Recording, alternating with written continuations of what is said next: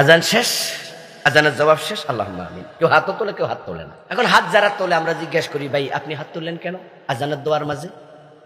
আজানের দোয়ার মাঝে হাত তোলার কোনো হাদিস আছে? কোন হাত তুললে মজা লাগে। তো হাত তুললে যদি মজা লাগে, টয়লেটে ঢোকার সময় দোয়া নাই? আসেনি? আল্লাহুম্মা ইন্নী আউযু বিকা মিনাল খুবসি ওয়াল খাবাইস। টয়লেট থেকে বাইরে হওয়ার সময় দোয়া আসেনি? তখন যদি গফরানাকা আলহামদুলিল্লাহিল্লাযী আযহাবা আন্নিল আযা ওয়া আফানি, মুখ মোছো, খবর আছে। আচ্ছা, মসজিদে ঢুকতে দোয়া নাই? হাত তুলছেন কদিন? মসজিদ থেকে বের হইতে দোয়া নাই? হাত তুলছেন কদিন? গাড়িতে উঠতে দোয়া নাই? হাত তুলছেন? নৌকাতে উঠতে দোয়া নাই? হাত তুলছেন? আর ইসলামটা কি? কনসেপ্টটা হচ্ছে আল্লাহর নবী যেখানে হাত তুলেছে আমরা তুলবো, এটা সুন্নাহ। যেখানে তিনি তোলেন নাই সেখানে না তোলাই সুন্নাহ।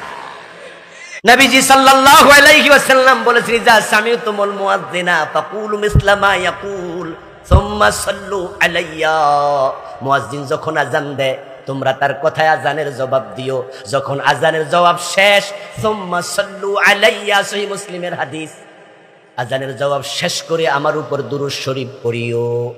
তারপরে এবার হবে আল্লাহুম্মা রাব্বা হাযিহি দাওয়াতিত তাম্মা, এটার নাম দোয়াউল ওসিলা, দোয়ায়ে ওসিলা পড়িও। এখন আযানের শেষে দুরূদ শরীফ যে পড়া সুন্নাহ, এই আমল কয়জনে করেন? ইসলাম হবে তার মতো, তার মতো, উনার মাপে, আপনার মাপে না, আমার মাপে না। মান হাব্বা সুন্নতি ফাকাদ হাব্বানি ওয়া মান হাব্বানি কানা মাই ফিল